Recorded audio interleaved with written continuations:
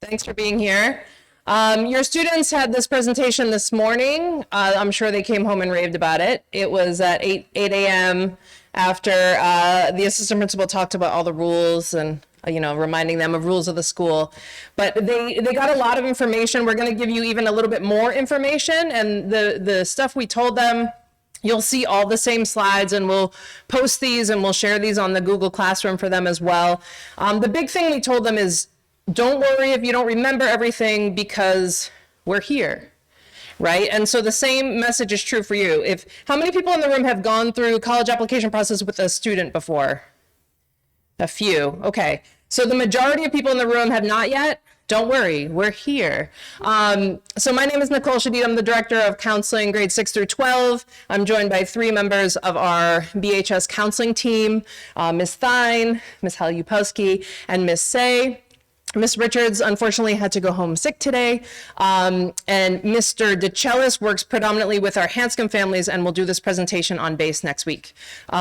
So we're here to represent the entire team and just reassure you that everything that you're going to hear tonight, we will be talking about for the next year and a half with you, with your student. You are welcome to take notes. You don't need to. We will send out the presentation. Bless you. We also are taking, questions through a QR code that's along the side. It's on the front here as well. And we will share out the Q&A to you once, we get those written up. Those will come out to you. And then you always have us as a resource. So we don't want you to feel like you should be able to remember all of this stuff.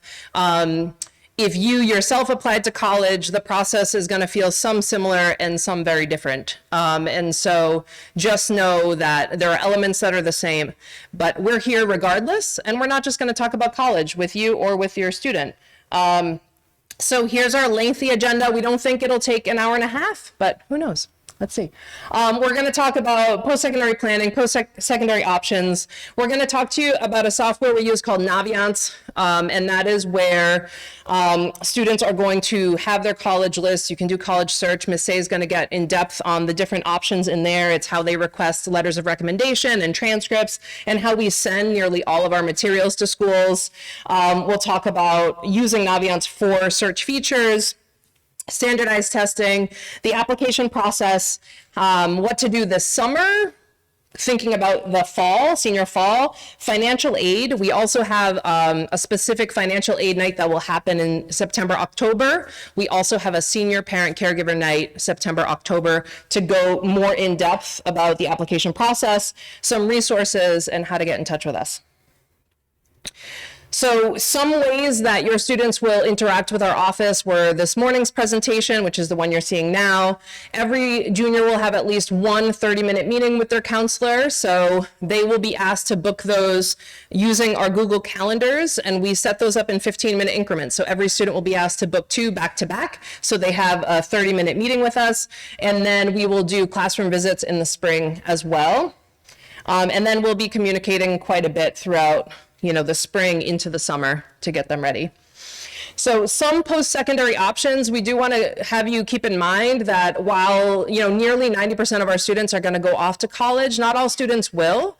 And for students, it's not always the right choice. It's not always the right first choice, right? They might be doing something different in between.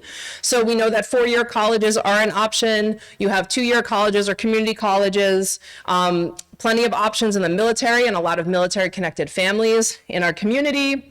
Trade and vocational schools, which we know are really in need of more workers, going straight to employment or taking some time, do a post-grad year or thinking about a gap year. So 2-year versus 4-year college. 2-year college, you might all know, is community college in Massachusetts is free for everyone in the state. So that's an exciting opportunity with huge cost savings and an incredible opportunity, more so having a community college right in our community in Bedford. Students have the option where they can enroll full-time, they can take a single class, you can kind of customize what you want. The only proof they're going to need to enroll there is their high school diploma or proof of graduation. No additional cost for room and board, and then a lot of great opportunities to transfer that to a Mass State University University or a UMass at a cost savings as well, where you can sort of lock in your per credit rate when you enroll now for a couple years from now. Our four-year colleges, for the most part, are going to require that full slate of application materials. Most are going to have room and board. And students are going to go for 4 years. They're going to talk to you about that total cost of attendance. That includes your tuition, your fees, your room, your board, and then usually some travel costs and other things. So, just two options to consider.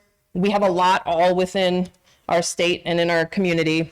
Mass transfer is that big name if you're thinking about that 2-year to 4-year conversion from a community college to a UMass or a Mass State. This is the term you want to look for. The A to B program or the reverse transfer program, really excellent opportunity with huge potential for cost savings. I think it's also a great way to sort of check out if your student is someone who's like not really sure about college, or you're not really sure about their level of maturity or independence to sort of move away yet, and you don't want to pay $100,000 for them to maybe not be successful at that.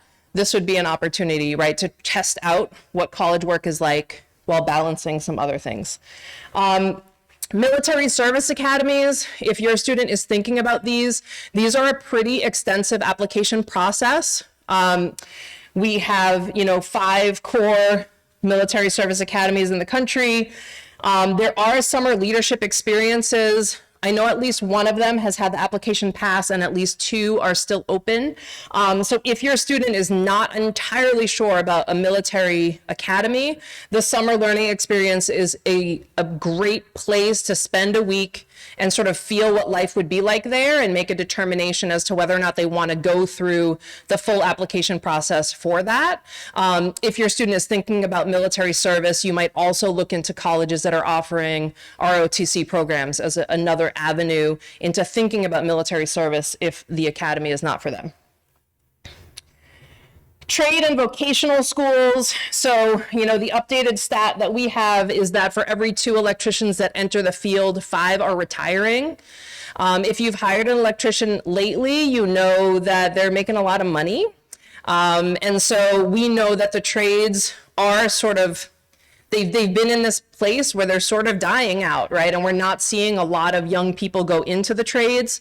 So if you know that your student is really a hands-on person who is going to benefit from that kind of work, it's something to think about. A lot of people coming right out of trade school are going to make a very high salary. We have some great programs in the state and in the area for your consideration that we've put on here. And on the other side, you have post-grad or PG years.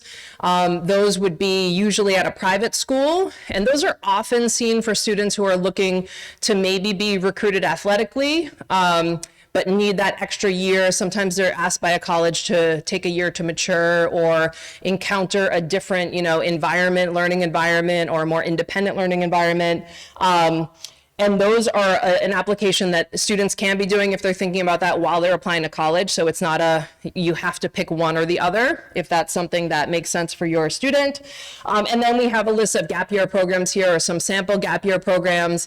You're thinking about your student who needs some time away. They need to sort of think about what they want to do. They've worked really hard. They've had a unique experience in high school maybe, and they just need a little bit of separation before they head off onto what's next. There's a lot of gap year opportunities as well, and there's a lot of benefit from that, right? We see students who've spent a lot of years working, and I think that there's a shift in terms of burnout, maybe a little earlier than when we were younger, and we'd say, oh, I'm taking a year after college to take some time, or the summer after college. We see that shifting a little bit more toward high school. Some great options for that.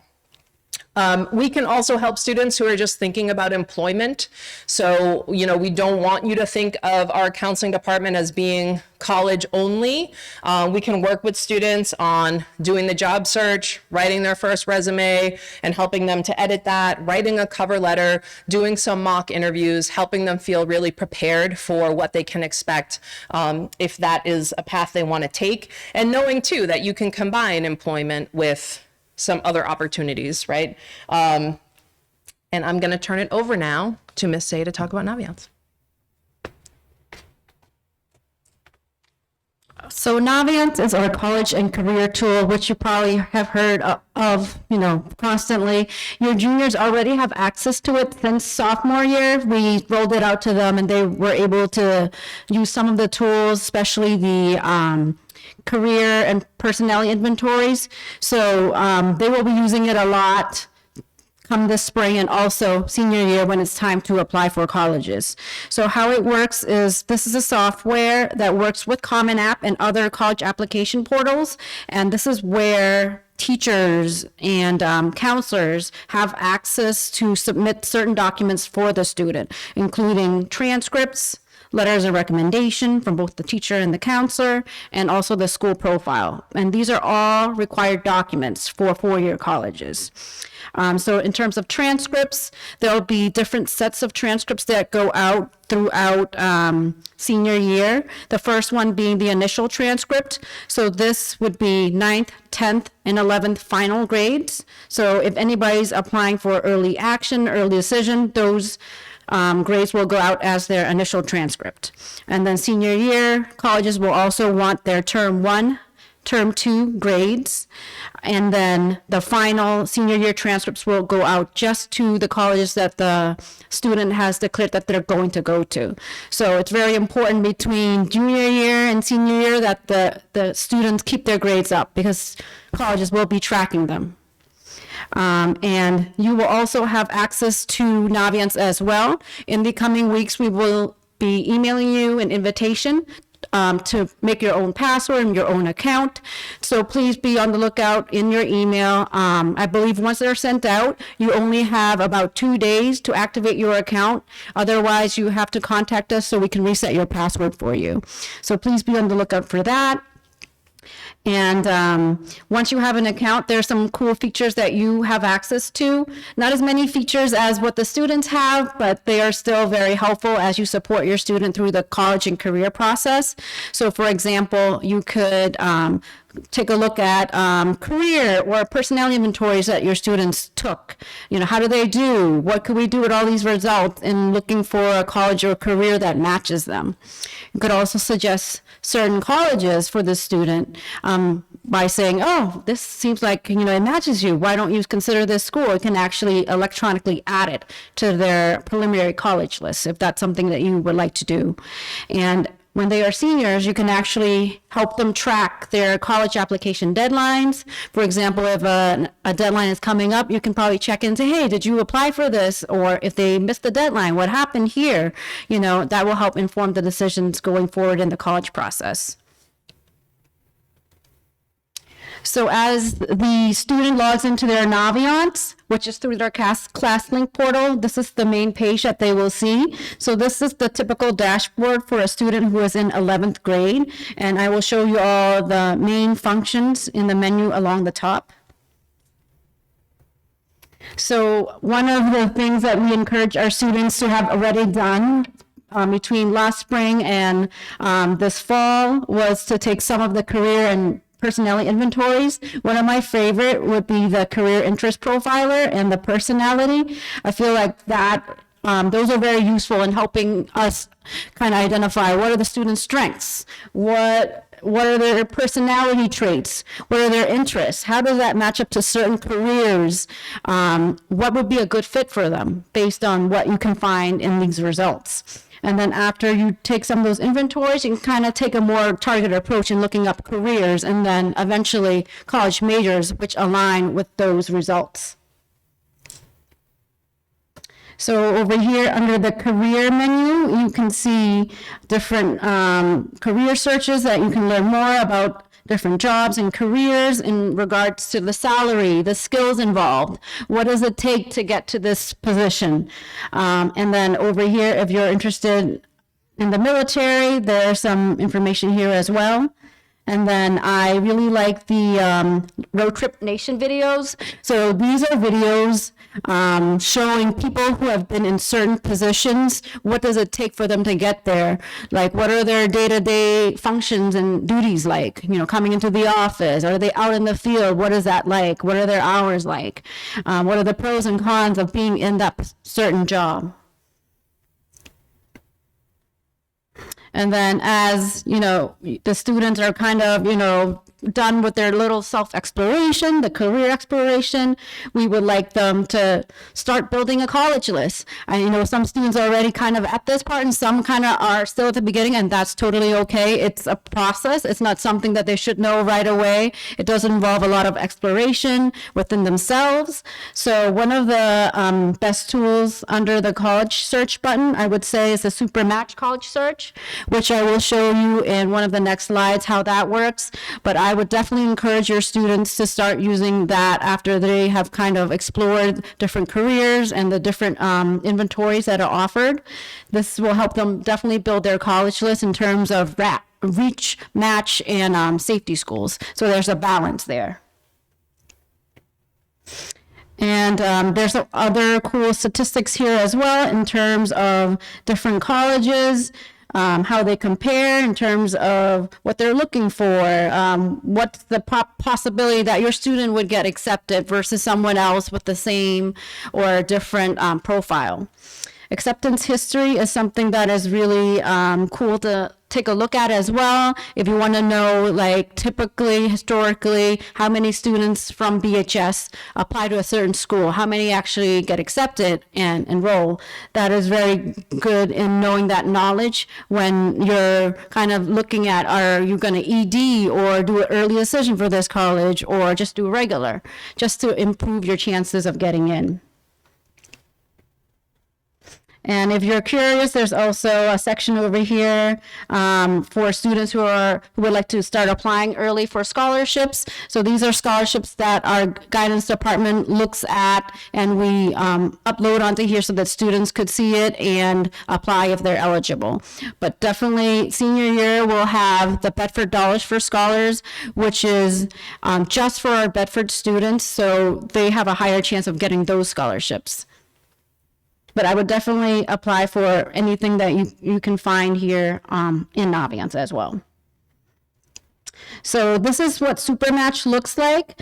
Basically, it's a search engine where you could put down the things that you're looking for in a college in terms of location, academics, admission requirements, student life, diversity, the characteristics of the college, cost, athletics, resources, if that's something that they're looking for. And there's usually two options for some of these things where you could say it's, something that they must have, like it's a non-negotiable, or it could be something that's nice to have, but if they don't have it in that particular college, it's okay. So I would suggest that your students spend some time working on this, and you can also see what the results are after they run this Supermatch. So after entering all of those filters, you can see a whole list of colleges that match what you're looking for, and they put the highest matches at the top. So as you can see, the 100% here shows a very positive match, depending on what the student is looking for. And as you go down, you can see smaller matches as well, along with statistics. And over here, you can see the academic match. So for this student here, how do they compare to the pool that normally gets accepted? And if you're interested in learning more about these specific colleges in this list, they can just click on the name of the college, which shows them a profile, and then also the direct website to the college to learn more as well. So when you're thinking about the college search and building the college list, there's a lot to consider. Some you might prioritize more than others, but I would say like the most important thing is making sure that wherever your student is going, it has the major that they need, what they want to study related to their career. Some students aren't sure what they want to study, and that's totally okay. The bigger colleges tend to have a lot more majors and program studies to choose from, so they might start that way, and then when they feel like they're more comfortable in the school, it's okay to declare a major, I believe, sometime before sophomore year or the latest sophomore year for some majors. So the size of the school is something that some students feel like is very important to them. I think some don't see themselves in a big school. They might feel lost. They might prefer maybe a quiet setting where they kind of get to know their teachers more and other students. So, a fit for one student is not a fit for another student, and that's totally okay. Distance from home might be something that your students might consider if you feel like they just want to be a little bit more independent, you know. They don't want to be too close to home, but they don't want to be too far. That's something to consider. If social life is important to them, they may want to consider what each college has to offer in terms of clubs, extracurricular activities, study abroad options. Academic requirements are also important to consider when students are applying. There are different requirements, with GPA being like the topmost thing that they consider, and then some schools still consider standardized test scores, which we can talk about more a little bit later. So some schools have gone SAT optional or test optional, and that kind of actually opens up more opportunities for a lot of our students, so they don't have to feel so pressured to, you know, get a certain score on the tests. And then, you know, financially, you know, that's a big deal to families. Of course, they want to be able to afford wherever the student is going. You know, whether it's just for the first 2 years or the full 4 years, finance is definitely a big issue. So what does fit mean? As I've mentioned before, fit for one student may not be considered fit for another student. It's important to consider what the student thinks are their priorities when they're looking at colleges. And, you know, when you're applying, you're really not making any specific commitment quite yet, unless you're applying early decision, ED. Then there is a little bit of a commitment there. But when you're applying, you're not making a commitment to say, oh yeah, I'm going to go there for sure. It's good to kind of test out the waters, see what the opportunities are, and apply. And then once, you know, the students get accepted, they get their financial aid letters, that's when they really have to decide what's the best fit based on what you have in front of you. You know, weighing out the pros and the cons. But I think, you know, when you think of fit, you should think about, you know, will your student, you know, be happy there? Will they succeed? Do they see themselves being comfortable, you know, being surrounded by the people that are there? Is it some place that could give them a good education and, you know, pave their future? Ms. Shadi is going to talk a little bit more about college visits and standardized tests. All right, so college visits, BHS does offer 4 exempt absences in both junior and senior year, so 8 total for the purposes of visiting colleges. We do require a letter from the admissions office. They usually have sort of a form letter they can give you to say that you were there. Your student would bring that into the office and the absences would be exempt. We do encourage you to take advantage of this if that works for you. College visits are a great opportunity to kind of think about that fit that Ms. Say was describing, and think about what the feel of that campus is. A lot of people might do visits over the summer. Just know that in summer, college campuses are going to feel a little bit different. Many of them are housing high school programs or sports camps. So the vibe on campus might feel a little bit different. So it's just something worth considering. I also recognize everybody has their own constraints on the logistics of travel and what they're able to do if you're able to travel, you know, further or not. So keeping both those things in mind, do what makes sense. I often advise thinking about what I call the Goldilocks tour if your student has never been to a college campus. So thinking about a large school, a small school, a medium school, getting them to a more rural campus, something urban, something suburban, so they can start to feel what might be just right for them. Again, we're super fortunate to live where we do, where you can accomplish this in a weekend if you really wanted to without leaving the state, right? So you can get to all of these places, and you don't have to go to schools that you will say, this is definitely the place for you. You can start to look at types of schools in 11th grade. You can start to think about, how did it feel when we got to UMass and there were 22,000 people and the campus was a few miles wide? And what did that bring up for you? Was that like exciting to know that you were going to find a group of people that fit you no matter what? Or was that like way overwhelming? And you can start to kind of take those pieces and then use that to use some of these features you saw in Naviance to make that match and say, okay, what else is out there? So there's a lot to explore and think about. I would also encourage you, when you're doing college visits, to allow your student to be the drivers in that. We encourage them today to be the people who book the tours, the people who email admissions. It's not that colleges don't want to hear from you. They do, but mostly when you pay the tuition. They really want to hear from your student, right? They want to know that they can be independent community members. And so that sets up sort of a different dynamic on these. I would encourage you to sort of take your own notes, but hold on to those until you've asked your student what they think about it. Most students I've worked with, we sort of give the advice to families. They might not act like they're listening to you, but they're watching you and listening to you at all times. And if you go to a school tour and you make a face, or you say, oh, that wasn't great, huh? And they actually really liked it, you're gonna have a hard time like getting to that place. So I would encourage you, take your own notes, think about the pros and cons through your students' eyes, but reserve that until you can kind of let them process for a little while. Some advice I often give students is at the end of a tour, go find a quiet place on that campus before you leave and write some stuff down. How did you feel? What did you think? What did you love? This serves two purposes. One is going to be in that conversation when you sort of start to unpack, and you can think about those notes both specifically to that school, but also broadly about type, right? So you're going to be able to unpack that. The other is if they end up applying there and the college has a supplemental essay that says, why our school?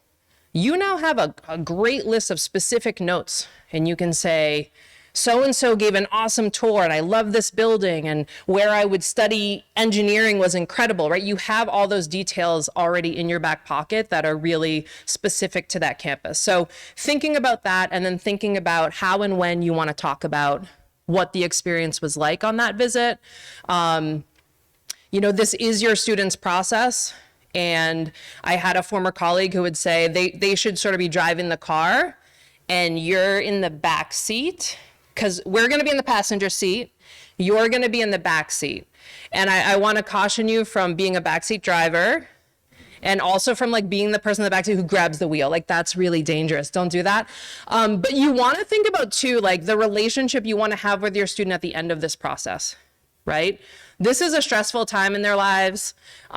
We are fortunate to be in a community where education is a priority, and with that comes some stressors, right? Some expectations.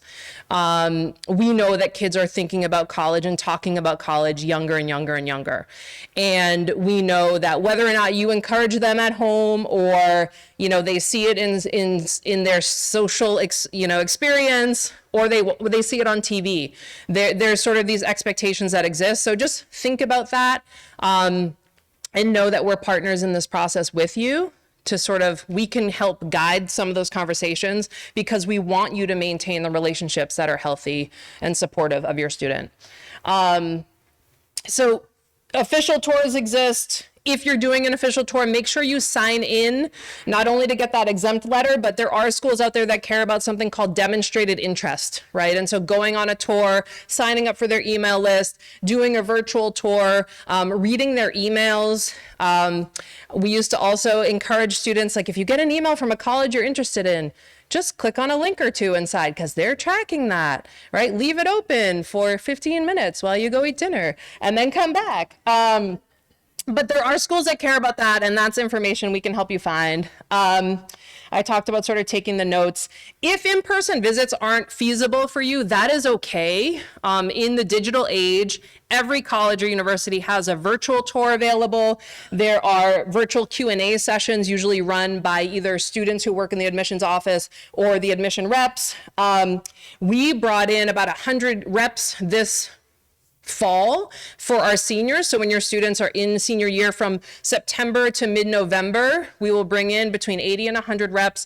Those are often the people who are reading the applications. So it's not just like random person from admissions. It is the person from the university or college who will read your student's application.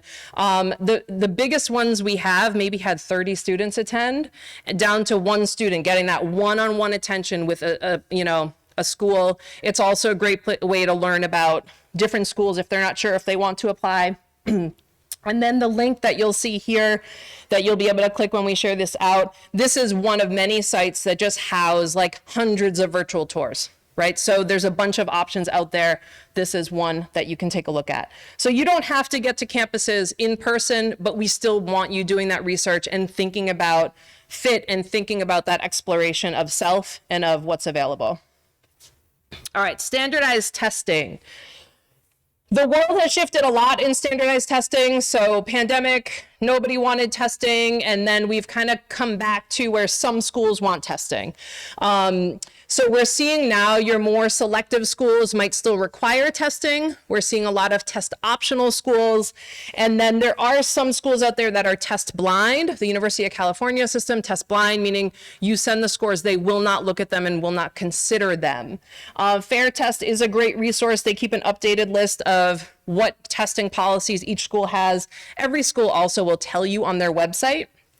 I think test optional can sort of become the big question mark. I got this score. Is it good? Should I send it? We can help advise you on that. You can look at not only the Naviance data for Bedford High, but you can look at each school's data on what their middle 50% average test scores were. And that can kind of be a guide if you see like, oh, the mid 50 at that school is a 1350 and you have a 1370, you might want to send it. You have an 1150, you might not want to. Students often worry that if they don't send the scores, they're signaling to a college that they got a bad test score. Schools don't care. They're thinking if you don't send it, we're not reading into that. We're just not taking it into consideration. We are considering the other elements of your application a little bit more, but they're not reading into it the way I think a lot of people sort of think they might be.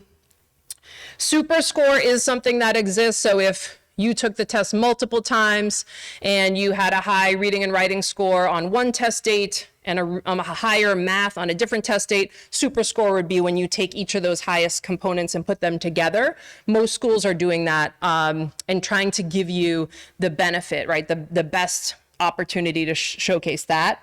The two tests that we see are the SAT and the ACT. ACT started out in the Midwest and the West Coast. So here in New England, ACT is not as well known. It sometimes gets a bad rep. People are like, nobody cares about the ACT. That's not true. Colleges care about them equally. They don't take one over the other. They look at a concordance chart and they basically score them in the same ways, even though they're scored differently. It sort of depends what feels better for your student. The SATs made some changes in the last decade, so it feels a little bit more like the ACT, time-wise, section number-wise. The ACT does have a science section. It's a little more like a data, reading, graph section, so some students really like that. There's not a clear way to say, am I more of an ACT kid or an SAT kid than just like taking some practice tests, that kind of opportunity, a pre-ACT and a pre-SAT. But you could find some types of questions online if you wanted to explore that. It is helpful to often take standardized testing at least twice. Much more than that, you got to start to think about what the cost benefit is on that and your students' stress level and their preparation for it. But I would encourage preparation ahead of time to sort of know what to expect and just sort of have the right mindset for it 2 times, maybe 3 times. Beyond that, I would definitely encourage you to talk to the student's counselor and sort of see if it makes sense. Deadlines, things turn around much more quickly now that everything's digital. So the deadline's usually about a month before the test date. Your scores are usually coming out a couple weeks after that. If you feel like you can't afford testing can get expensive, please talk to your counselor as well about that. Or if you have a 504 IEP, your student's on a 504 IEP and needs testing accommodations, talk to your counselor as well. There are a lot of free test prep resources out there. Khan Academy is a pretty great one because it actually talks to College Board. So if your student took the PSAT, they can kind of connect those accounts, and then the Khan Academy will say, these were your areas of strength and these are the areas you need to work on. And that is a free resource. Highly recommend that. If your student has not yet sat for a test, it's not late. They're doing fine. These are sort of the next ones that are coming up. Everything is online now, right? They're taking these tests digitally. You can check out what makes the most sense for your student, and what the timing of that should be. If you click these links, you can see they released the test calendar up through 2020, the entirety of 2026. All right. I'm going to turn it over to Ms. Halupowski.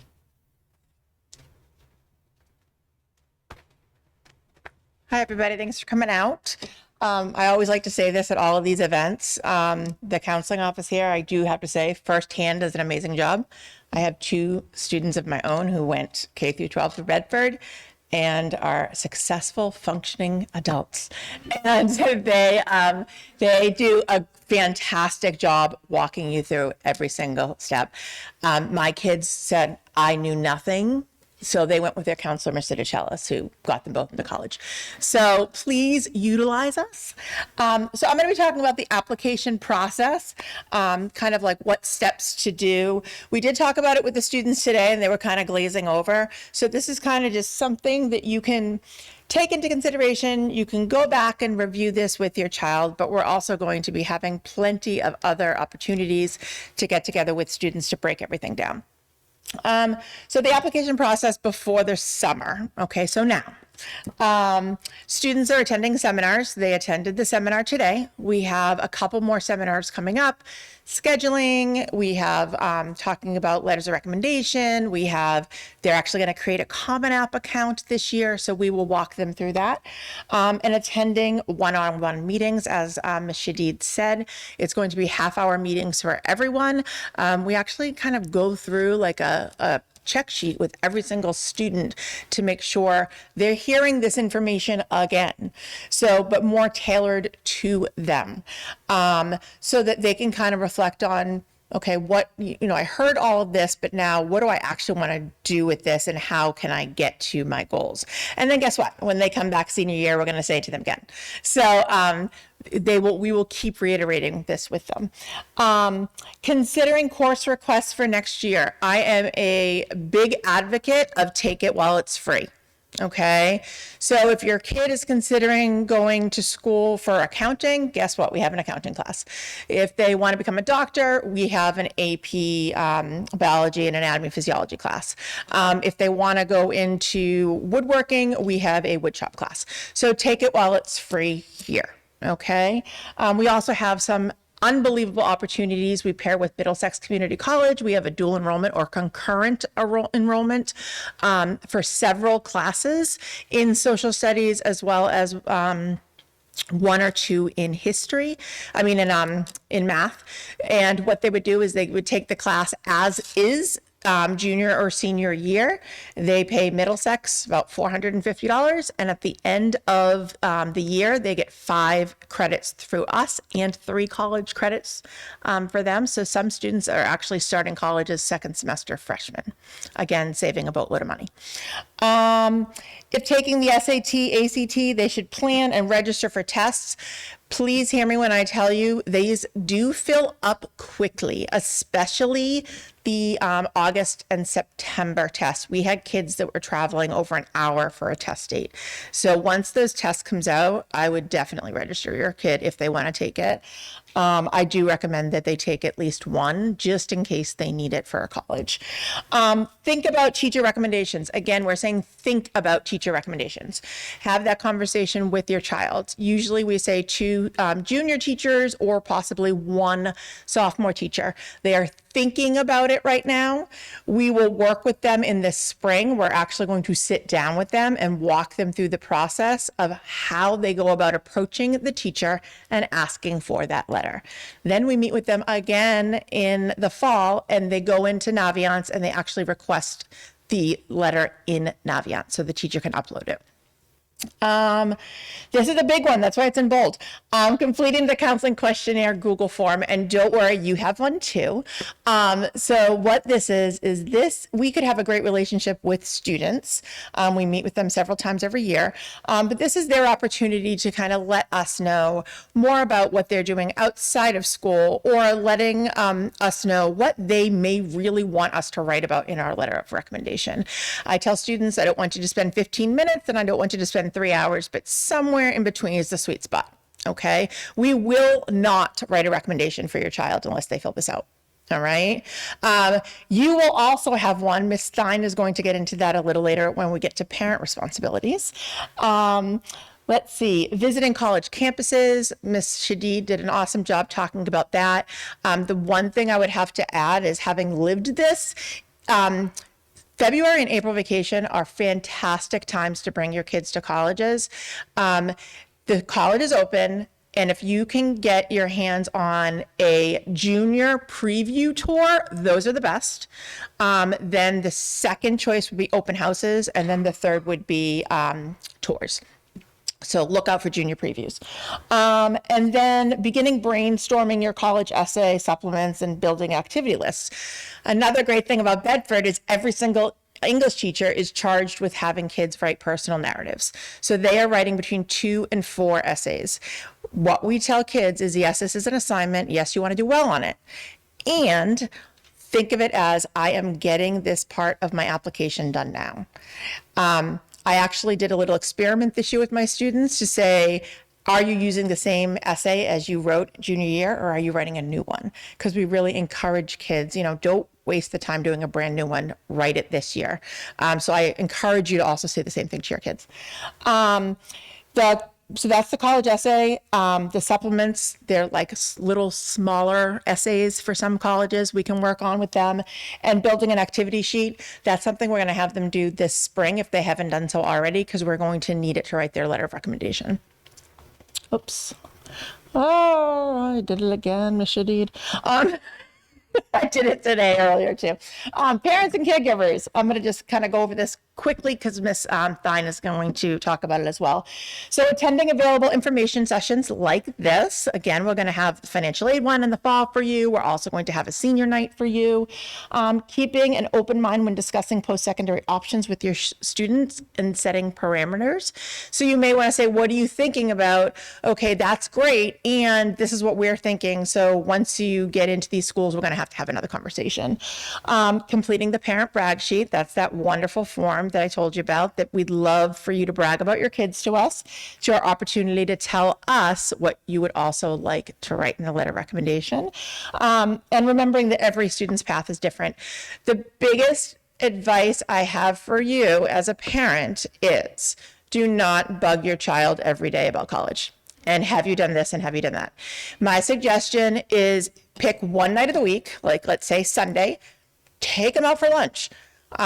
Take them out for coffee, and they know that at 7:00 on Sunday, we're talking college. And that's what I highly suggest you do. Believe me, you will save yourself a lot of headache by doing it that way. Okay. So returning from the summer, counselors will support the students with these things. We'll have a Common App boot camp. We've done that the past 2 years. It's been highly successful.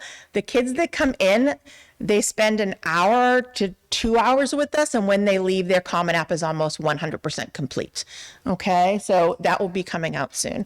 The information on that. Parent caregiver night I just talked about, that will be in the fall. And again, individual planning meetings. We will meet with your student as little or as much as they would like. I have students that come in pretty much every day and ask questions in the fall. And I have other students that say, Miss H, I'm good. I just need you to sign the papers that you need to sign. Caregivers, you can support your students by attending information sessions like this, keeping the lines of communication open with them. Remember that 1 or 2 hours a week, and helping your senior set deadlines and provide reminders, and encouraging but not overwhelming your senior. One thing is, I think we all did it. We created a spreadsheet this year that we send out, so you can also share that with your child, or your child can share it with you, that has this is the college I applied to. This is when I applied. Did I get accepted? Did I fill out the financial aid? So that will also help you. Application deadlines and outcomes. Okay, so there's different types of applications for the colleges. There's early decision. I remember early decision. D means done. So you apply early decision. You sign a contract as parent, caregiver. I sign a contract, or we sign a contract as counselors, and your child signs a contract. They're signing that saying they're only applying to that one school early decision. And if they get in, they must go. They're signing that contract, okay? The only way you can get out of that is if you can prove you cannot afford it. Okay. There's early action. I would say 75% of students apply this way. It's usually done sometime before like November 15th, December 1st. You apply early. It is not binding. You're not done. And you're going to hear probably by January-ish. Okay. So that's a great option. Regular decision, that's for the kids who maybe want to take a little more time writing their essay or take a little more time getting their grades up, or the college may only offer regular decision. That one could be anywhere between December and let's say March deadlines. Kids will not hear until March, April, around that time. Priority, a lot of times you see priority like for scholarship deadlines, things like that. So if you have the option of regular or priority, I usually tell kids to go with priority. Enrolling is like, when you're standing at the deli at Market Basket and you pick number 12, and if you're number 12 that gets in there, you're going to be number 12 that gets reviewed and sent out. Okay. Not tons of schools have that, but a pretty good amount. So then most of the colleges now, they're going to let your student know by email to check their portal to find out if they got accepted or not. I can't tell you how many times we're like, did you check your portal? Did you check your portal? Did you check your portal? And it will say on there, if you're accepted or admitted, great, wonderful, you have a home. That first one's always wonderful. Denied, unfortunately, you're not admitted. The biggest question we get is, okay, I'm denied, can I apply again? Not that year. You can apply the following year. Deferred, it means that you apply early action or early decision and they see something in you or your child, but they're not quite ready to commit to having you join their class. So they're saying, we're going to review you again. Kids would send like a letter of interest. They'll get reviewed with the regular applicants. And the last one is waitlisted. So the waitlisted, they'd say, we've already filled all the seats and the possible seats for students that are coming in. We allotted for 1,000 kids. We're hoping that 300 kids will come in, and we accepted 250, so they're going to send out 50 letters to kids on the wait list. Some students are lucky and they can hear in June. Other kids, I've had a student knock it off the wait list till August. Let's see, financial aid. So there's a couple of different forms of financial aid. There's the FAFSA, which is the free application for federal student aid. That is also the student's loan application. Okay. It used to be called, like if you have older children, it used to be called the EFC, or Estimated Family Contribution. That's the number they give you. It's now called the Student Aid Index. This form opens in October. If you want financial aid, you need to do it for every school. Let's see, it's based on the prior year's courses, in the course mode, prior year's taxes for the past couple of years. Some schools, about 200 private schools, not public schools, also require the CSS profile. The colleges want to know a little bit more about your finances. That also opens October 1st. There is a fee for that one. There's a per school fee. Some links below. There's a Sallie Mae Embark FAFSA collaboration. It's kind of like a TurboTax for FAFSA. And every college is required to have a net price calculator. You can go on any college application, put in your tax information, and it will tell you about what you're going to get for financial aid.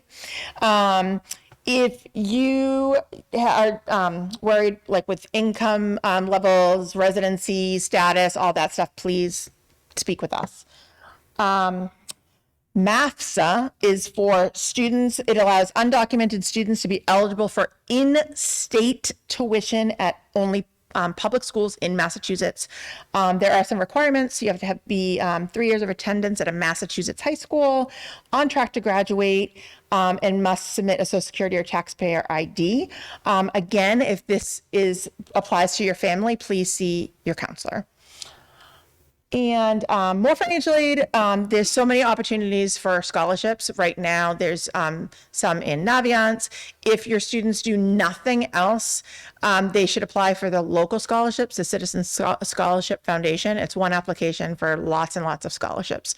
And that will be coming out senior year in the spring. Well, more winter. It's probably like March.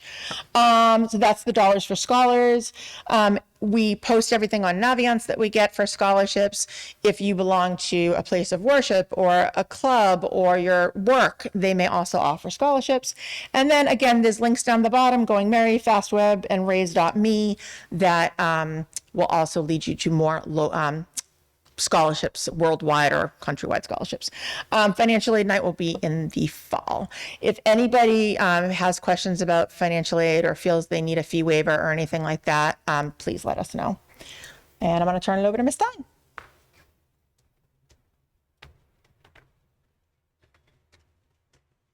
Are we still awake? Great. Let's talk about accommodations. So if you have a student who has an IEP or a 504, is utilizing a specific DCAP plan, or just has a diagnosis that may qualify them for particular accommodations, there is a path for you.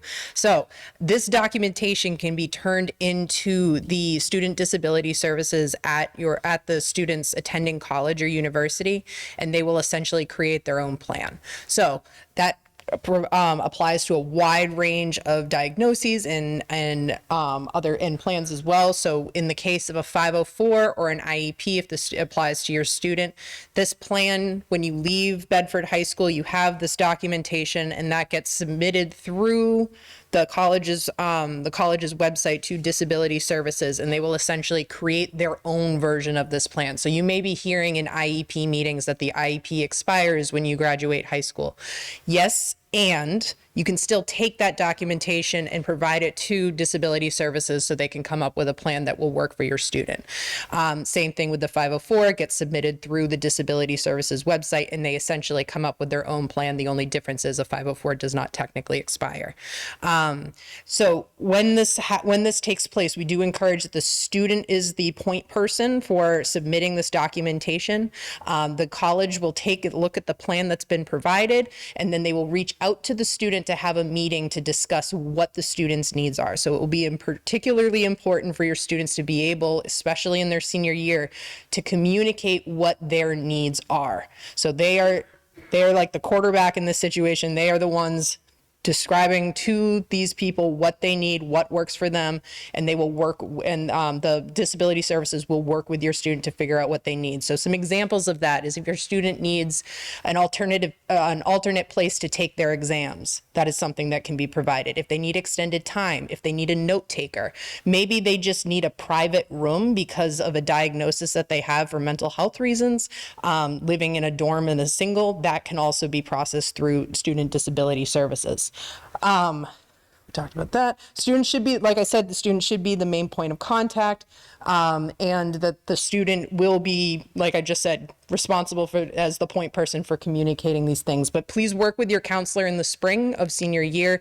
That's something that we can support. That I typically, as we head into those final days of senior year in May, that's when my students are like, oh, we need to do this. And we sit down, we'll do it together. It typically takes about 20 minutes to submit the actual documentation. And then it's just following up once the outreach has been established. So let's talk about responsibility. So this is something that we previewed with your students this morning, so they're aware of what they are responsible for. You have your own slide coming up next too, so don't you worry. In terms of what we expect students to be in charge of, essentially they are the captain of this ship. We, as the counselors, you as the caregivers, are the wind in the sails. You are the crew members. We are here to support, but we want them to drive this process. I get a lot of questions in the beginning of junior year and heading into senior year from caregivers about how do I help my student feel more prepared to be independent on their own. Something I didn't share with them this morning, have them start booking their own appointments. If they have doctor's appointments, eye appointments, need to book a haircut, have them be that person. It might be a little messy at first, but that type of initiation and taking charge of their schedule is huge. These items will also support that independence that you are looking to see as we head towards them being off on their own. So They are the owner and in control of their transcript and grades. If they want to have an easier process next year, really locking in this second half of junior year, now that we're in term 3, and doing what they can to have successful academics will really set a really strong foundation for their applications next year. Even if your child has had a challenging 9th and 10th grade year, or even still right now might be finding their footing academically, there's a lot to be said for a student who's able to lock in, find their footing, and really turn things around. The only thing that a college loves more than someone who's excelled across all content areas is someone who's figured it out and gotten themselves on track and shown areas of growth, because that shows that they're pushing, they're resilient, and that they're working towards something. It's worth noting that BHS does not rank. That's not information that we share, that we calculate or share with students. So it is important to know that as we go through this process, we'll have GPAs to report, but we do not report rank. For college responsibilities, understanding that the characteristics that are important to your student. So your student will need to know what is important to them. Do they want to go to this school because has a name that is nice, or do they actually like the campus, feel connected to the staff members that they met while they were there for their accepted students day? Does it have the program that they're interested in, or again, are they just defaulting to where their friends are interested? So students need to know what is important to them as they go through the search, just like we talked about with all the characteristics of what makes a good fit. Booking campus tours, again, we've hit this home a couple times, so I won't harp on it too much, but we want your student to be the point of contact in initiating those visits. And then your student will need to work with us and be the point of contact to help us know where they're at, what they're thinking about, what their questions are. We do want to hear from you, and we want you to be a part of that process. But the more we can put the ownership on the student to initiate those moments, to have those meetings. My dad and I would like to come in for a college meeting. When are you available, Miss Thine? That's great. Let's do that. We'll plan for something for you to come in together. Dad can join us. Excellent. But again, your student has had the success in booking that appointment and coordinating with multiple people, which is a great skill to have. In terms of the application components, your student is responsible for deciding who ultimately will be writing their teacher letters of recommendation. We will coach them through the process, but it will be up to them to have those conversations with teachers later this spring. We will give them the green light to do this, so don't go home and tell them that they need to know right now. We will process with them in individual meetings, but it will be up to them to have those initial points of contact. When it comes to standardized testing, understanding what the requirements are for testing in terms of, one, booking the test, like we mentioned before. Let's make sure that we're not booking tests that are too far when we don't have to. My younger cousin woke up the morning of his SAT and realized he accidentally booked it for Newport, Rhode Island, and not Lincoln Sudbury. So that was a tough morning drive. Make sure that your student understands when they're booking their test that they're looking at the locations. There are local locations, but like what was said before, they do book up quickly. So planning out in advance and being aware of everything that you have signed yourself up for. Registering for exams through College Board, SAT, being aware of those registration deadlines. There are opportunities for late registrations based on availability. I think that goes up until 10 days before the exam date. There are so many extra fees that go along with this process, so please avoid the late registration fees. It's a pretty easy thing to avoid there. And then in terms of self-management, your student is responsible for staying in contact with us. We don't know what we don't know, and we want to know what's important for your student to feel like engaged and in part of this process. So have them stay in contact with us. We want them to attend our individual meetings. It's so easy for their inboxes to fill up with tons of emails from students, from colleges, and from us. But when those meeting invites come through, your student is responsible for, one, accepting, but also showing up to the actual meeting. Not comparing themselves to others. That's really hard to do in such a competitive, high-achieving environment. But the more that we can reinforce that as the caregivers and counselors in this space, it makes such a world of difference when I'm working with a student who knows what they want and is blocking out the outside noise versus students who come into my office and are so worried that both she and her friend are applying for the same major at the same school and they have the same SAT score and how could they possibly get into it? It's so easy to get caught up in that. So helping your student shut out the noise and focusing on their journey specifically. Maintain activity involvement. Things get really busy, more things are going to pop up, more responsibilities will continue to present themselves. If your student's been involved in a club or a sport since they started high school and that thing starts falling by the wayside, it's worth trying to really double down and reinforce those long-standing commitments because colleges really like to see that engagement. Colleges can also tell when you've just joined something in senior year just to make it look good. It's pretty easy to notice like, oh yeah, I noticed you joined Best Buddies like last month.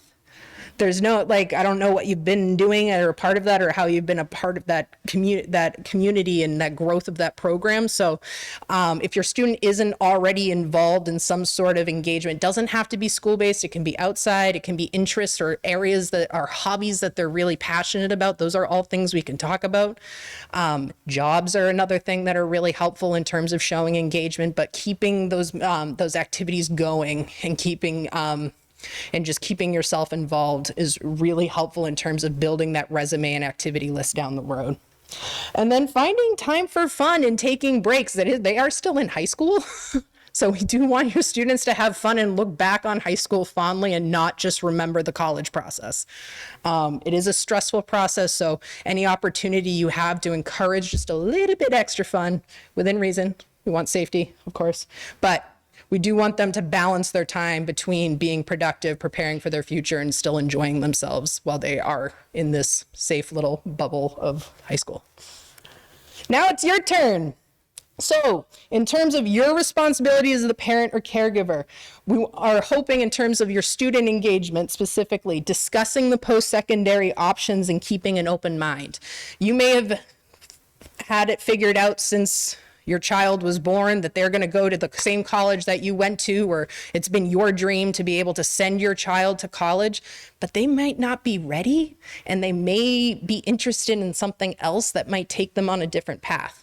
Every path isn't necessarily linear, so being open-minded about different opportunities and hearing them out if they express something that they might be interested in that wasn't in your preset mind of how you envisioned their future. Helping your student focusing on their journey. Like we just said, we want them to focus on what makes them successful, not competing with their peers. And encouraging your student to self-advocate. So a lot of what I just said is encouraging your student, helping your student, doing that behind the scenes pushing there. In terms of the college process, again, you're empowering your student to meet with your counselor. There's a theme here. I don't know if we've picked up on it yet.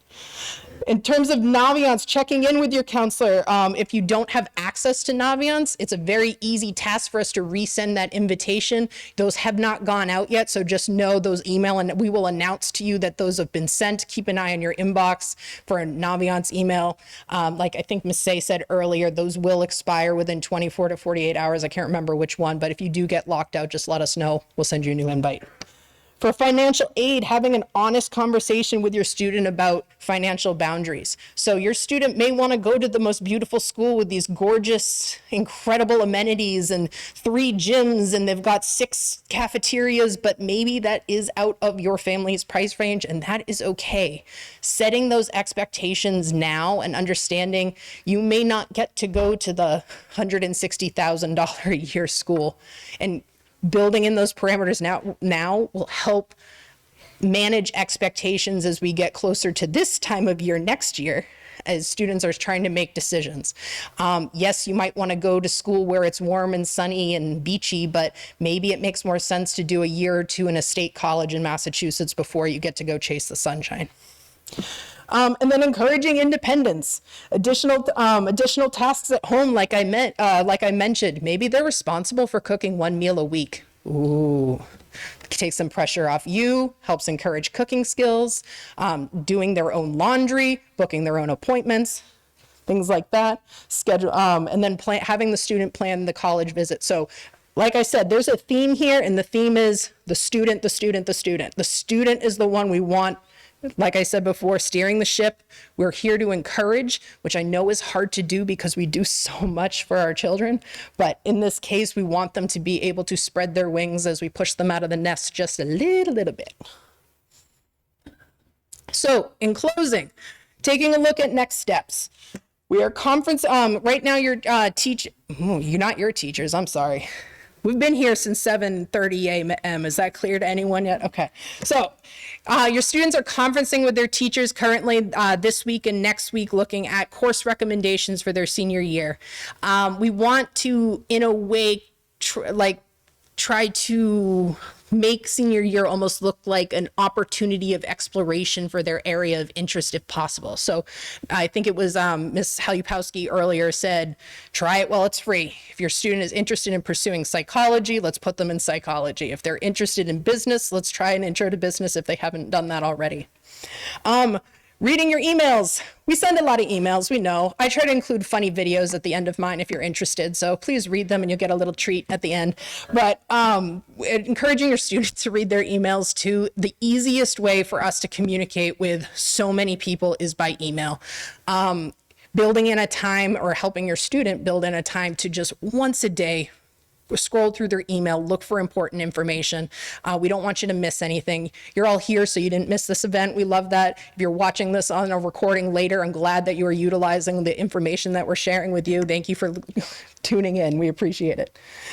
Begin to look at campus visits. Use those exempt absences. You get 4 exempt absences a year. That is 8 total between now and graduation. That is a lot of excused absences. If you have the opportunity and the availability to be able to take your student on a school day to a college campus, you're really going to get a better feel for what it looks like to be on campus during a typical school day. If you're taking standardized tests, make sure you're registering by the deadline. Talking to your student, in this case, this was clearly for the students, but your student should be talking with you about different options if that's something that's available. I've had a couple conversations recently with different families about what available gap year programs are out there, because kids just need a little bit of time sometimes before they make that giant financial commitment. And that doesn't have to be a full year. Sometimes it's just a few months. Sometimes students will start their 4-year college experience in January, and that's okay. Think about who should be writing letters of recommendation. So brainstorming with your student about teachers that maybe you didn't get an A in their class, but you spent a lot of time with them after school getting extra help. That is an area where you've had an opportunity to build a really cool relationship with that teacher. Again, you're not A+, this class was easy for me, but you worked really hard to get the grade that you got, and you put in that time with the teacher. And then we want your student to attend individual meetings, but you're also invited too. So just let us know and we'll book a little extra time.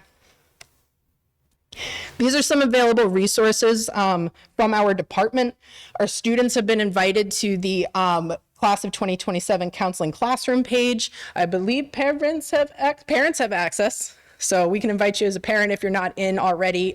Email your counselor and we'll make sure that that invite gets resent to you. Counseling updates are available in the Buccaneer Bulletin and newsletter. It includes upcoming and local college fairs. If you are booking a college fair that we're not bringing your child to, if you're interested in, if we have the opportunity for a field trip later this year, we'll bring students to, we haven't talked about that yet, so I'm going to stop talking about that. Details to come. But if you're going to a college fair that we haven't advertised or aren't bringing your students to, have them check in with us beforehand. We can help them come up with a plan for understanding which colleges they should try to check out first, what questions to ask, what they should bring, because that's a really valuable opportunity to see those, meet people who could be reading your application. Ms. Halupowski has a Instagram account, which is super informative, quick announcements, things to be on your radar. It's also really well done. It's visually pleasing. Highly recommend following. And then we are your resource as well. We are your free college counselor access because we work here in a public school. So please use us. We're here for you. These are some additional resources that have been helpful for students in the past. just books that are worth checking out in the library if that's something you are interested in, as well as websites. I would really caution your students from just checking out random forums or Reddit for information about colleges. I have students who will come to me that say that they read online that XYZ, yada, yada, yada. And I have no idea where that information is coming from. It's not verified. These are trusted sources. So understand that if your student is just Googling or using AI to look up information, let's maybe make sure that that information is valid before we take it for what it's saying. This is our contact information. All of our emails are up here. I'm gonna leave this up here first, just so in case anyone needs to take a picture. We do have a little bit of time left to have some general questions. We are gonna ask that if you have a student-specific question or kind of a funky scenario, email us or reach out to us so we can set up a time to have a phone call or a meeting in person. But if there are general questions, we can answer a few before heading out tonight. We also have QR codes posted around the room. Here's that QR code here. We will go through, if you have questions you're willing to put into the QR code, if you don't want to stick around and ask, we will put together a Q&A or FAQ sheet and share that out with junior families. So thank you so much for coming tonight and sticking through this late night presentation. If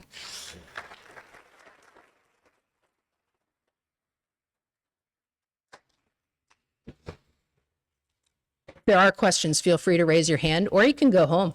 That's fine too. Miss Honeycutt gets 12 new followers. She's trying to get to 15.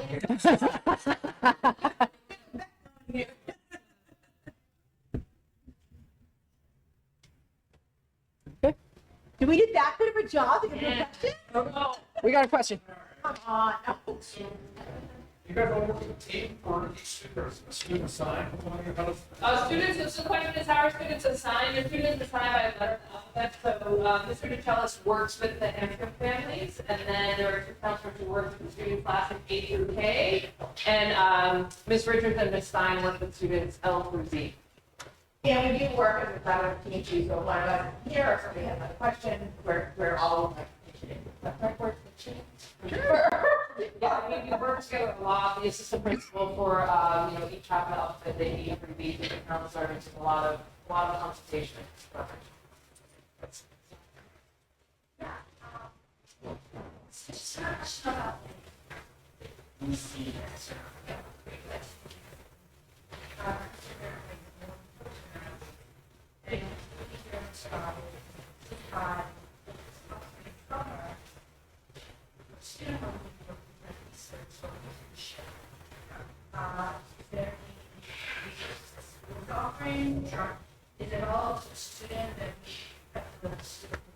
So the question is about extracurricular activities. So the core component where students report that is on their Common App in the activities section. The activities section is limited in how many activities the students can report, as well as how many characters they can use. So it's sort of restrictive in that. Thinking about the summer, our advice is generally do what you like to do and what you want to do. There's often the perception that my student, the question specifically was about research or internships. Will that, there's a perception that will give your student a leg up. It could, it might. I would encourage you to find the thing your student wants to do. So they want to be a camp counselor, they want to work at Trader Joe's. They're going to be responsible in the house doing, family responsibilities. They're going to go to camp. They're going to, explore the things they love to do. All of those things can benefit their activities list as well as benefit like their personal well-being. If they really love research and they're like, I have this cool opportunity here, that could be great. But it's not going to be the thing that a school's like, we're admitting that kid, they have this research. Unless your student, there are a few programs out there that are highly selective, that are accepting 50 students across the country because they're like going to be a scientist, and they are a scientist right now, and they're highly selective, highly competitive. That's going to separate out. We hear from a lot of families who say, we can go to Harvard summer, we can pay to do this other summer program. those are high school programs, right? Like those are great, but they're not like the thing that's going to drive your application. So unless your student really wants to study the thing that's being offered there, you can afford it, you're open to that. I wouldn't let those decisions be the driver for how they spend their summer. We would encourage them to find some balance and to use that time to explore things they really want to do. I don't know if anyone wants to add anything. Oh, and also Miss Say does keep a very long list of summer programs that I think has already been pushed out, maybe once through the Google class, and if not, we'll send it out. Yeah, I came up with a list of like their colleges and their pre-college or summer programs. Most of them do come with a cost. There are some that are from MIT that are actually free. They're funded by the people they know there, their connections. So I can definitely push that out to make sure they're in all the Google Classroom. I know recently I shared that with my younger students, my graders, who are kind of, very behind and not quite there yet. So I can definitely share that with you. My only other hack or like little secret that I would say is if your student is reaching out to opportunities or businesses, companies, research facilities, asking about internships or opportunities like research, I would rephrase that as a job shadow. Internships often come with an expectation that you're either receiving credit or payment in some sort of form. But if you ask for a job shadow, that allows your student to go into the field for a day or a week or however long they decided, and they get to see what happens on a day-to-day basis. It's a very different experience, but it's much more low stakes. There's a lot more companies that are willing to say, oh yeah, sure, that's fine. Come on in, see what we do for a day versus the strings that are often attached to something more official like an internship.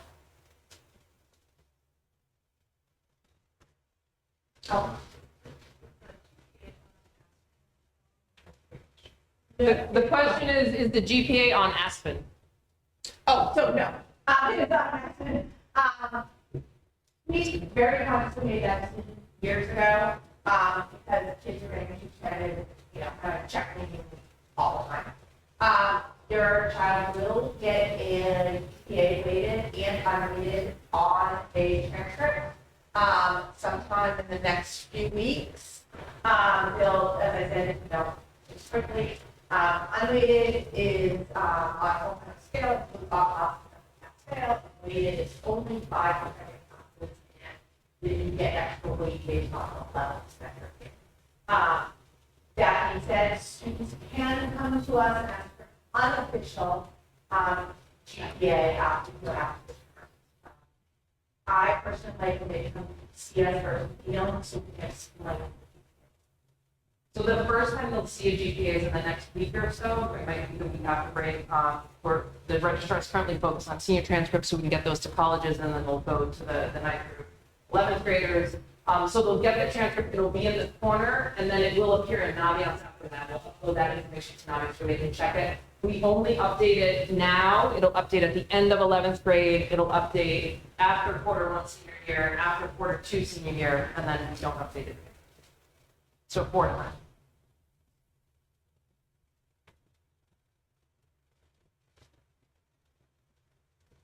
I need one more follow-up.